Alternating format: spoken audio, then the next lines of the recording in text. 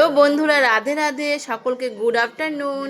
আজকে আমার রান্নাঘরের রেসিপিতে বেশি কিছু তো নেই, সামান্য একটু আলু আর পুঁই শাক দিয়ে ডাল ছিটিয়ে একটু করা হয়েছে, আর পাঁপড় ভাজা হয়েছে, আর হয়েছে পটলের দোরমা।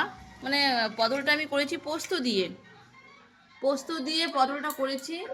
আর করা হয়েছে এটা হচ্ছে কি বলতো, দেখি তোমরা বলতে পারো নাকি। বানানা, এটা হচ্ছে বানানা ভাজি, কলা ভাজি, আমরা বলি কলা ভাজি। এটা খুব ভাল লাগে, চিপসের মতন। এই তো রান্না করেছি, আর তো বেশি কিছু করিনি, অল্প রান্না করেছি। যাক, যেটুকু রান্না করেছি তোমরা কিন্তু কমেন্ট করে কিন্তু বলবে যে কেমন হয়েছে। তোমরা সবাই আমার রান্নাগুলো কমেন্ট করো, আমার রান্নাগুলো দেখো, তার জন্য তোমাদের সকলকে অসংখ্য অসংখ্য ধন্যবাদ। Tata, bye bye.